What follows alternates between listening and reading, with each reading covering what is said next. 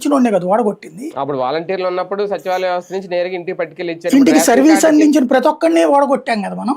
అవును, ఇప్పుడు రేషన్ కార్డులు చూసుకుంటే మా గోదావరి జిల్లాలో రకరకాల అప్లికేషన్స్ ఈ రోజుకి ఏ రోజు సర్వర్ సరిగ్గా పనిచేయట్లేదట. అంటే సర్వర్ పని చేయట్లేదు అంటే అర్థం ఏంటంటే వాళ్ళు ఇవ్వదలుచుకోలేదని.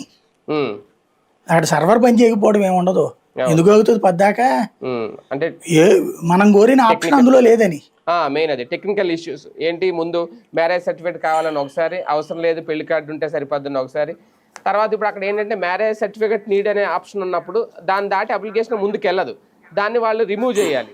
ఇక్కడ నాదెండ్ల మనోహర్ గారు బయట చెప్తున్న మాటలు ఒకలా ఉంటున్నాయి, తీరా ఆన్లైన్కి దరఖాస్తు చేసుకునే వాళ్ళకి అది పనిచేయట్లేదు, దాంతో వాళ్ళు సర్వర్ పనిచేయట్లేదని చెప్తున్నారు. ఇప్పటికీ రేషన్ కార్డుల విషయంలో వస్తాయి రావా అనే అయోమయం అయితే కంటిన్యూ అవుతానే ఉంది. ఏదో ఒక వంకతో కార్డులు తగ్గించాలి, ఆల్రెడీ పెన్షన్లకు ఒక వంక పెట్టి తీశారు.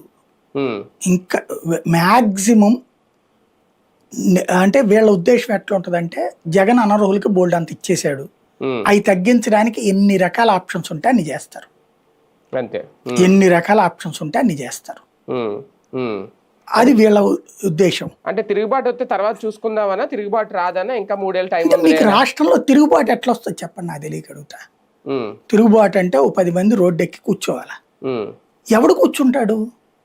అది ఎప్పుడో పోయింది, అది పాత రోజుల్లో లేబర్గా జనం బతికే రోజుల్లో. ఇవాళ ఒరిజినల్గా చెప్పాలంటే ఆంధ్రప్రదేశ్లో జనం middle class, there is no labour. Labour అంటే ఓన్లీ ఆ రోజుకు ఆ రోజు డబ్బులతో బతికేవాడు లేబర్ అవుతాడు.